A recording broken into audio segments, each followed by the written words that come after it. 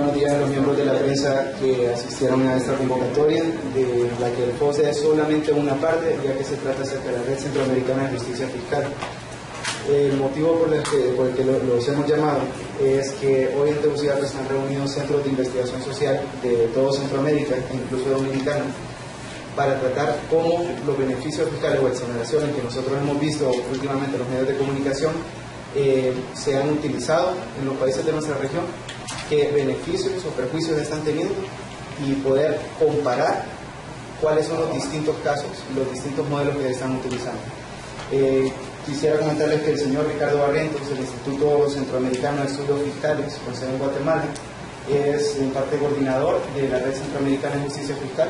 Les estará hablando de un documento próximo con el que los centroamericanos podremos saber de forma comparativa cómo está la situación con este tema de el permitir no pagar impuestos en cada uno de los países de Centroamérica. Sin más palabras, pasamos adelante con los investigadores y los invitamos, una vez que termine la exposición, a que hagan una ronda, a que participen en una ronda de preguntas. Incluso si ustedes quieren pueden entrevistar individualmente a alguno de los asistentes. Muchas gracias. Bueno, muy buenos días a todas y todas. Realmente aquí tienen ustedes la presencia de 11 organizaciones, centros de investigación y tanques de pensamiento de la República Dominicana y de toda Centroamérica. Así es que hemos elegido el día de hoy a Tegucigalpa, a Honduras, como el país y su capital, el lugar donde estamos haciendo el anuncio público de la conformación de esta red. Así es que también vamos a informar sobre las primeras acciones y los temas que están captando la atención de este conglomerado, de esta masa crítica de organizaciones de la sociedad civil preocupadas por el tema fiscal. Durante muchos años, los temas de política fiscal, entiéndase el presupuesto, los impuestos, la transparencia fiscal, la deuda pública, han sido un tema en donde son el gobierno y muchas veces la empresa privada los que tienen el acceso privilegiado a los debates y a los procesos de toma de decisión. Nosotros creemos que en nuestra región el debate sobre la política fiscal debiese ser como una mesa de 3 patas, en donde en una está el gobierno, el Estado, en otra está el sector privado y en otra está la sociedad civil. Si a una mesa de 3 patas se le quita uno, pues se desequilibra y se cae. Así es que a nivel regional, este esfuerzo, esta alianza de 11 organizaciones y centros de pensamiento trata de llenar ese vacío. Buscamos que esta red centroamericana de justicia fiscal sea un espacio para el intercambio, un espacio para el diálogo, un espacio para la investigación y para el pronunciamiento público y especialmente la coordinación y la cooperación mutua de organizaciones que están en los 6 países que están representados en la red y que de alguna manera nosotros, si vemos un poco la historia, los gobiernos de Centroamérica y la República Dominicana, con el apoyo de las organizaciones financieras internacionales, tienen una historia de 50 años de reunirse en la región para coordinar políticas, para coordinar decisiones, y nosotros sentimos que ha habido un vacío en esos espacios de intercambio y coordinación en donde las organizaciones de la sociedad civil no han estado presentes. Esperamos que con esta red se esté llenando este vacío y es Tegucigalpa y es Honduras el país donde hemos elegido hacer este anuncio público. Déjenme contarles que tengo el honor de presentarles a las organizaciones, a las 11 organizaciones y centros de investigación que integran la red. Empezamos con el Consejo Ecuménico Cristiano de Guatemala, una organización que trabaja con iglesias y organizaciones religiosas profundamente preocupadas por los problemas fiscales. Tenemos el Centro Internacional de Investigaciones y Derechos Humanos de Guatemala, tenemos el Instituto Nicaragüense de Investigaciones y Estudios Tributarios de Nicaragua. Por supuesto, ustedes conocen que en esta oportunidad es la organización anfitriona al Foro Social de Deuda Externa y Desarrollo de Honduras, el FOSDE. A nivel regional, con base en Guatemala, estamos con el Instituto Centroamericano de Estudios Fiscales, el ICEFI. También tenemos a la Comisión de Enlace de Costa Rica, que es una organización que también expresa preocupación por los grandes temas y debates en el ámbito fiscal, la deuda pública, los tratados de libre comercio y este tipo de cosas. Tenemos la Fundación Nacional por el Desarrollo de El Salvador, que es el tanque de pensamiento, la organización líder en la hermana República de El Salvador en temas fiscales. Tenemos también la Asociación para el Avance de las Ciencias Sociales de Guatemala, Avanzo. Tenemos el honor de tener acá al representante de la Coordinadora Civil de Nicaragua. También tenemos la presencia del Instituto de Estudios Estratégicos y Políticas Públicas, el IEP de Nicaragua, y por la República Dominicana tenemos al Centro Bolón. Estos son las 11 organizaciones que integramos la Red Centroamericana de Justicia Fiscal, y déjenme decirles que ustedes están recibiendo 2 documentos, amigos de la prensa hondureña y a nivel internacional y regional. Uno es nuestro primer comunicado de prensa y el otro es nuestra Carta de Principios. Invitamos a revisar esa Carta de Principios porque ahí están las directrices, ahí está el plan, ahí está el marco en el cual estas 11 organizaciones, centros de investigación y pensamiento, nos hemos reunido para empezar a trabajar desde sociedad civil por una fiscalidad más justa. Ahí verán ustedes que nuestras preocupaciones es que los estados de Centroamérica y la República Dominicana tenemos la convicción firme que deben contar con recursos suficientes para poder lograr que los países de Centroamérica, los gobiernos ejecuten gastos públicos que incluyen gastos e inversiones de calidad en infraestructura, en capital humano, y que se promueva la justicia fiscal, la equidad, la igualdad de oportunidades y ese objetivo de la universalidad de los beneficios del gasto público de calidad. También creemos que así como se debe hablar de suficiencia de recursos, así como se debe hablar de impuestos, se debe hablar de gasto público, de inversiones, la Red Centroamericana de Justicia Fiscal levanta que la ciudadanía tiene una voz y un poder en las decisiones de política fiscal. Y una de las grandes deficiencias, uno de los grandes problemas en nuestra región es la desconfianza de la ciudadanía en sus autoridades. La corrupción, la malversación de fondos públicos, la manipulación de los presupuestos hace mucho daño, y desde la sociedad civil decimos que la transparencia y el combate de la corrupción es un elemento fundamental de la política fiscal, y la red que se está anunciando públicamente el día de hoy se constituye en una promotora incansable por la transparencia fiscal. También creemos que el esfuerzo tributario debe ser una responsabilidad. A nadie le gusta pagar impuestos, pero no es una cuestión de gustos, es un tema de responsabilidad que tiene que llevar de a todas y todos. Y esta responsabilidad debe ser diseñada y ejecutada en términos de justicia. La red se llama Red Centroamericana de Justicia Fiscal porque cree que, por ejemplo, los sistemas tributarios deben adoptar esquemas que fortalezcan la tributación directa en la región, y ahí se respeta el principio universal de la capacidad de pago y la justicia tributaria. Cada quien debe tributar conforme a sus posibilidades. Así es que esos son los principales lineamientos que en conjunto esta red ha puesto sobre la mesa.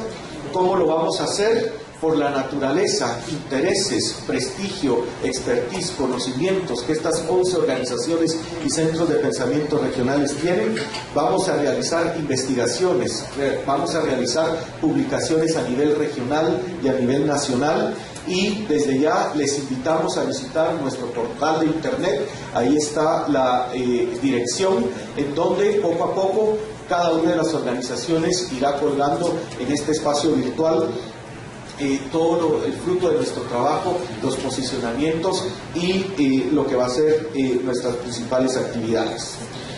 Sea esta entonces nuestra presentación pública aquí en la ciudad de Tegucigalpa, Honduras, y le voy a ceder la palabra a la organización anfitriona, al FOSDE, para que empecemos a hablar, luego de presentarnos quiénes somos, qué queremos, ¿Cómo lo vamos a hacer? El primer punto de trabajo de esta red centroamericana que ya empieza a actuar de manera activa y contundente. Y es esa preocupación por una de las principales injusticias fiscales en la región, y es el hecho que no todos estén actuando en igualdad de condiciones en la región, y el problema de los privilegios fiscales. Así es que, Mauricio, por favor. Muchas gracias, muy buenos días. Ricardo Barrientos antecedió la palabra, y el primer punto que yo quisiera resaltar es el agradecimiento institucional y probablemente más extensivo de nosotros por ser Tegucigalpa y por ser Honduras el espacio geográfico con el cual se da este lanzamiento público de la red, y que en buena forma pues ha venido siendo construida desde hace ya bastante rato. Así que hay un agradecimiento también modesto de nuestra parte para poder decir esto que es tan agradable. Lo segundo es que para nosotros no hay ninguna duda de que los esfuerzos que hay que hacer en todo lo que tiene que ver con la propuesta, con lo que tiene que ver con el diálogo y con la incidencia en nuestros gobiernos, trasciende lo enteramente nacional, y ahora buscamos esfuerzos de naturaleza regional, incluido dominicana, para poder no solamente presentar mejores propuestas, sino también para poder tener mayores capacidades de realización. Sobre esa base, uno de los temas centrales, entre muchos, está vinculado al tema introducido, que es el de exoneraciones en la región o en los países que estamos vinculados a la red, planteando de que no solamente se trata de un asunto que pone en grave dificultad las finanzas públicas de nuestros gobiernos centroamericanos y de Dominicana en particular, porque es necesario crecer no solamente en la capacidad de recaudación tributaria, sino que también es necesario abordar el otro tema, el tema del gasto, la calidad del gasto, la calidad de la inversión pública. Y es para nosotros importante plantear que el tema de exoneraciones fiscales constituye un primer punto sobre el cual vamos a poder construir una base de información que permita comparar cuál es la situación en términos jurídicos y en términos de política fiscal que ocurre en nuestros países. Vamos a poder determinar cierto nivel de propuesta de política pública, de inversión, de gasto y de recaudación tributaria más coherente, y sin lugar a dudas vamos a tener también la capacidad de potenciar las capacidades de la propia inversión privada, cuando efectivamente todos debiéramos pagar impuestos y cuando todos también necesitamos saber dónde y en qué se gastan los impuestos que recaudan nuestras autoridades.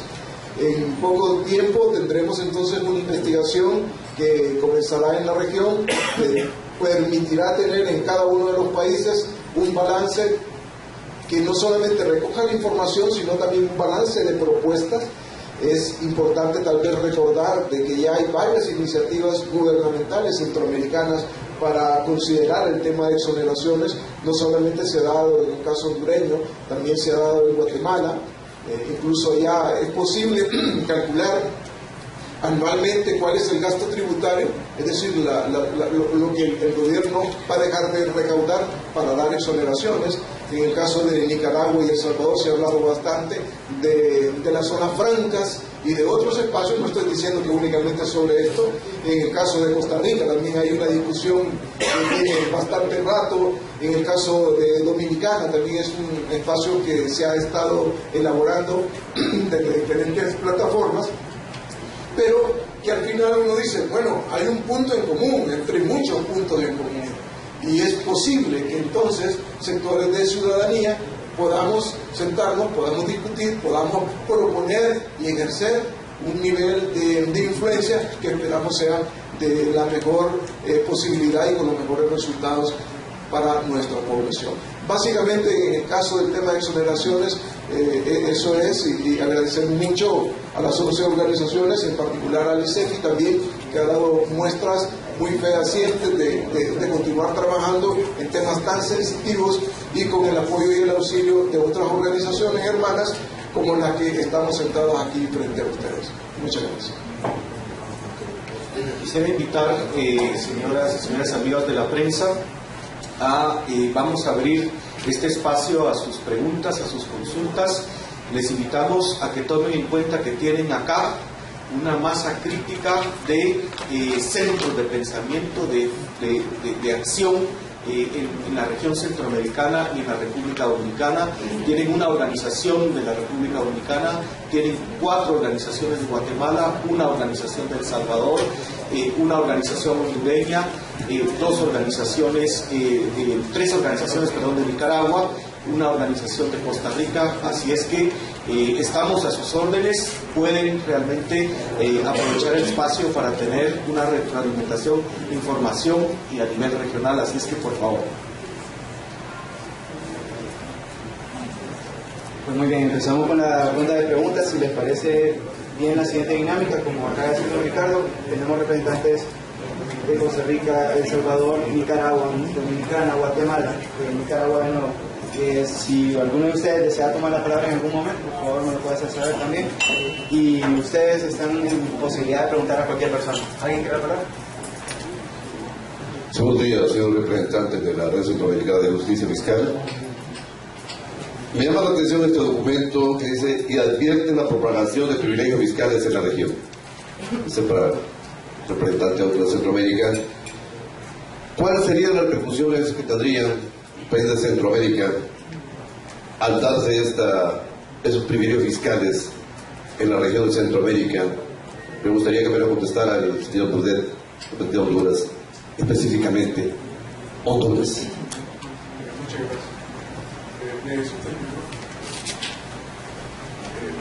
Es muy difícil todavía sopesar exactamente cuáles van a ser los impactos, pero hay al menos 3 que todos lo hemos venido conversando. Lo primero es que hay un proceso en el cual los congresos nacionales y los poderes ejecutivos continúan dando exoneraciones que no necesariamente están planteadas con un ejercicio de política fiscal saludable. El segundo punto que es muy importante es que en la medida que ha pasado el tiempo, el gasto público también ha ido creciendo y por lo tanto la necesidad de incorporar una recaudación tributaria mayor se viene planteando desde hace varios años, pero recrudecido un poco más por el tema de la crisis económica internacional, y ahí hay entonces un espacio de necesidad de los gobiernos, recomendaciones de la propia cooperación internacional, pero habrá que ver de qué manera nuestros estados pueden lograr un poco de ingresos adicionales, y el tema entonces entra a lo que planteábamos antes. Bueno, no solamente se trata de que incrementen la recaudación tributaria, sino que también se mejore la calidad y la cantidad del gasto público. Es cierto que se habla de que la competencia del sector empresarial podría verse afectada, y es por esa razón que nosotros creemos que como red podemos plantear propuestas más coherentes para que esos niveles de competitividad que tanto se discuten y que a veces son más un asunto del gozo político que un asunto del gozo económico puedan también tener un poco su respuesta. Yo siento que hay más elementos, pero por lo menos existe, yo diría eso.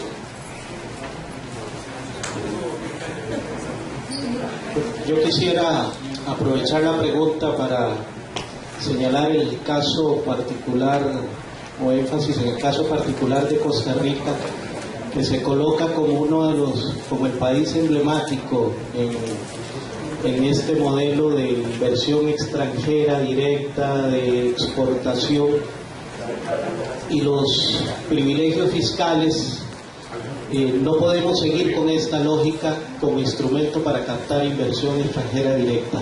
Los privilegios fiscales desmontan el mito de que la inversión extranjera directa genera desarrollo en nuestros países, porque viene en función de brindarle todas las opciones de no pago de impuestos. Competimos entre economías pobres para ver qué privilegio les brindamos a estas empresas transnacionales. El caso de Costa Rica, por ejemplo, que se dice que es el motor de la economía, el sector exportador, el 63% de nuestras exportaciones están bajo el régimen de zona franca. ¿Qué quiere decir eso? No pagan impuestos. Tenemos un sector exportador transnacionalizado que no le genera dividendos al país. Son malos salarios lo único que genera en el país. Y eso es lo que queremos posicionar en el debate a nivel centroamericano, de que por esta senda de supuesto desarrollo económico, lo que vamos es a profundizar países donde crezca la pobreza, donde crezca la exclusión social, donde crezca la desigualdad social. Somos inviables socialmente bajo un modelo económico que privilegia en esta lógica, y ese es el énfasis del debate técnico-político de nuestra red sobre estos temas de los privilegios fiscales, que es realmente sensible. Jorge Coronado, por la Comisión de Enlace de Costa Rica. Tendremos también un posicionamiento de la licenciada María Félix Estrada del Instituto Nicaragüense de Investigaciones y Estudios Tributarios. Buenos días a todos.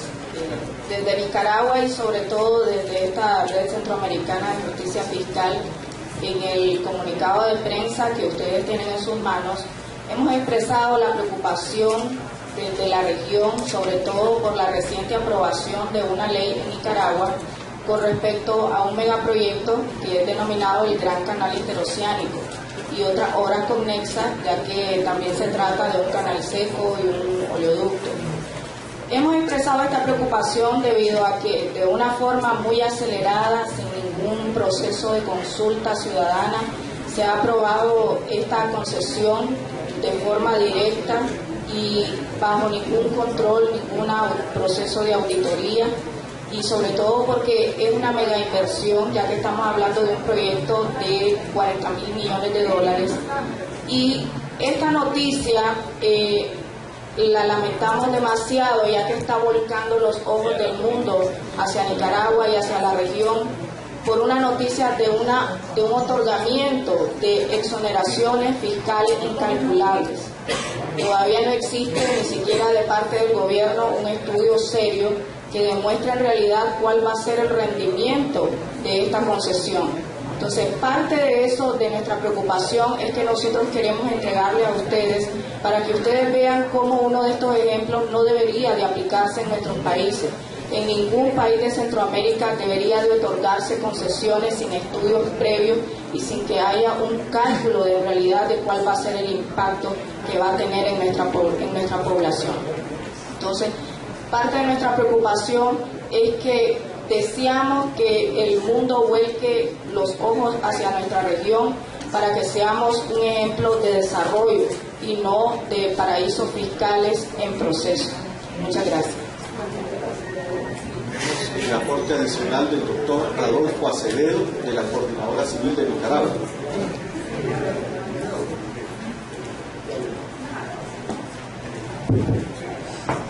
Un poco, ¿por qué nos preocupa este tema de los privilegios fiscales? En el caso nuestro no es porque el tema de los impuestos sea un tema especialmente interesante, es porque la región centroamericana está viviendo la última oportunidad histórica en que la población es predominantemente joven. En 2 o 3 décadas más, la mayor parte de los países de la región, excepto Guatemala, va a estar arribando a la fase de envejecimiento pleno o avanzado de la población. El envejecimiento de la población tardó más de un siglo en arribar a los países desarrollados. En nuestros países va a arribar en 2 o en 3 décadas más. Entonces, el desafío que tienen nuestros países es aprovechar estas 2 o 3 décadas para invertir fuertemente en el capital humano de los niños, en los adolescentes y los jóvenes, e invertir en infraestructura básica para poder hacer un esfuerzo de desarrollo que los lleve a arribar a la fase de envejecimiento en mejores condiciones, porque los países desarrollados arribaron al envejecimiento siendo desarrollados. Y nosotros amenazamos arribar al envejecimiento en unas cuantas décadas más siendo países subdesarrollados. Imagínense ustedes qué van a hacer nuestros países para sostener una población creciente de adultos mayores sin ningún tipo de protección social. Pero además el tema de los privilegios fiscales significa violentar los principios más elementales de justicia tributaria. En primer lugar, el principio de generalidad, que dice que todos los que tengan capacidad contributiva deben contribuir al financiamiento de los bienes colectivos que provee el Estado. Y en el caso de los privilegios fiscales, son los sectores donde predominan las empresas más grandes y más rentables los que quedan fuera del alcance del sistema tributario, de tal manera que la carga tiene que recaer con más fuerza sobre el resto de sectores, los asalariados, los consumidores, las pequeñas empresas. Y se viola también el otro principio básico de justicia tributaria, que es el principio de progresividad, que implica que el que tenga mayor capacidad contributiva debe hacer el mayor aporte relativo. Y en este caso son los sectores de mayor capacidad económica los que quedan eximidos de contribuir al pago de impuestos.